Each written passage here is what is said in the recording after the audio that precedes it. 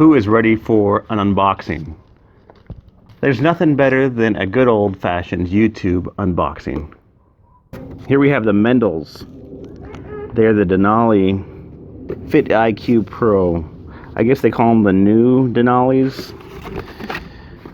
They are a super fancy boot. I've never really been one that enjoys the molded, I guess the sole that is already infused, molded, glued to it, but I have another similar boot like this, the Combat Hiker, that has a thick rand. That one has the bifida. This one I think is a little bit easier to re-sole. I know there are a couple of guys that can do it that I've seen, but they rank this as a B, and B is considered classic walking boot for extensive walking and moderate trekking. And then A, of course, is just normal walking. And then once you get to B, C, and C, and of course D with crampons. So this boot fits as it should. It is an 11.5, and I wear a 12.5 in Nike and 11.5 in some other boots. And this just fits like a glove.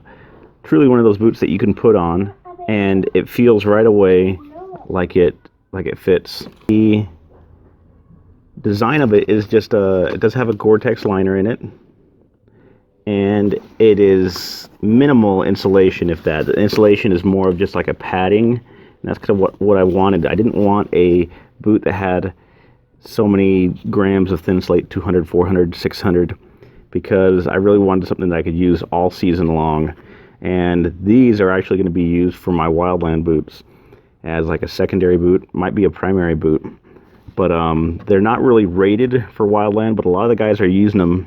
When I was deployed this year, I saw a handful of guys use them.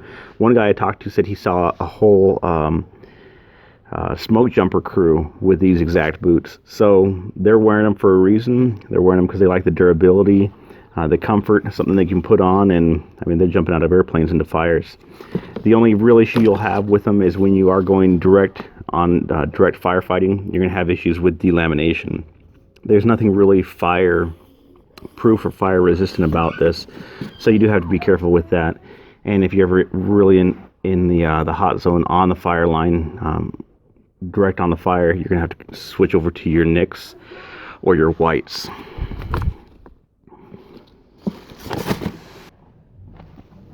So here I have my Iron Rangers, my 81, oh man, I don't even know my own Iron Rangers, but I've had these, let me flip them down real quick. I've had these for about 2 years. I haven't worn them as extensively as I've worn my 8116, sorry about that.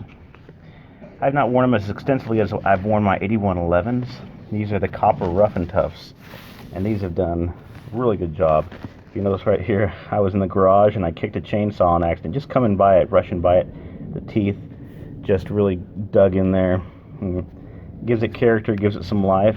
I've treated these once with Obanoffs, and just kind of left them bare, they almost have they call them charcoal. They almost have like a tan slash brown kind of come through, and I really like the color. If you kind of see that color, that brown kind of comes through on the charcoal side. So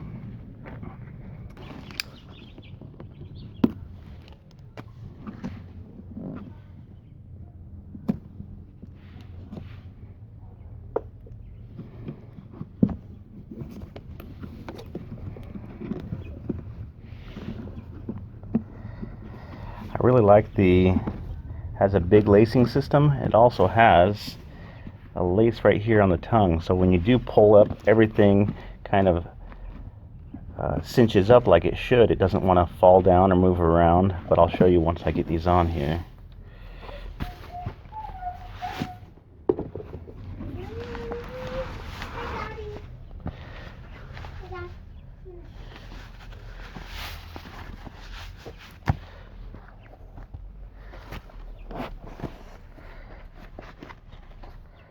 Got the full gusset tongue to really keep it protected from all kinds of dirt and debris.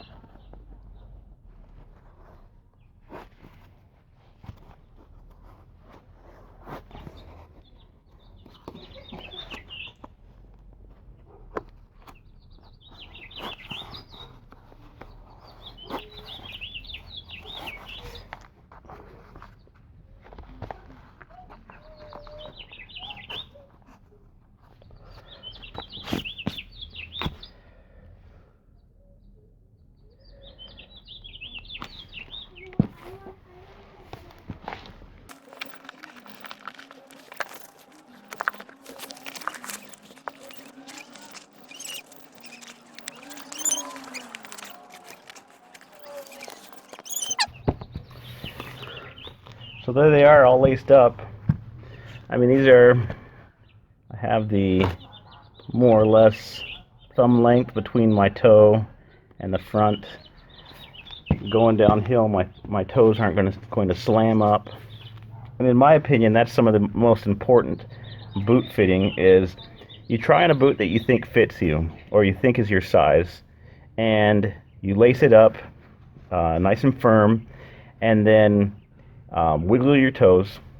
From there, I would then go down a half size until you feel your toes slam up in the front. I did that with these. When I was in the Red Wing store, they recommended like an 11.5 wide for these Iron Rangers. And so I tried an 11.5 D, and it just felt too clown-like, too sloppy.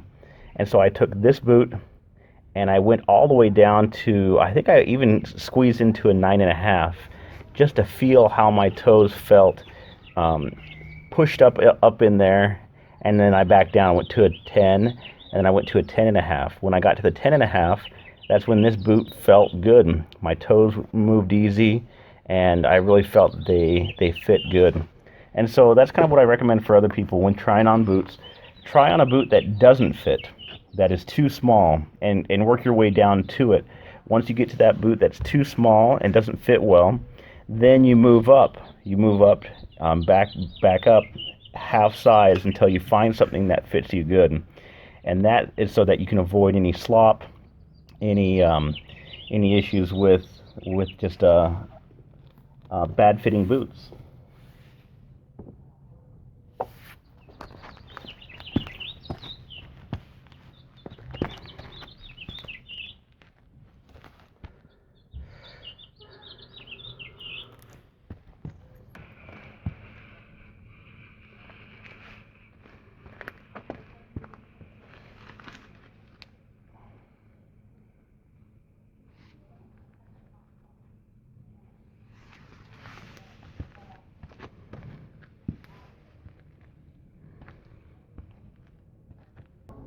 So there is a quick review of my new Denali boot by Cabela's, made by Meindl, however you want to pronounce that, a German, made in Germany.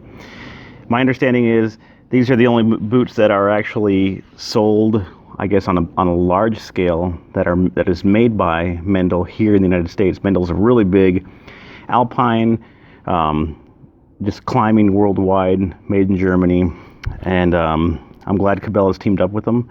Hopefully these will give me many years of long use and comfortable use. So I would normally say I need to break these in before I go out, but these are just so comfortable that I feel I could really put these on and go on a 10-mile trek right now.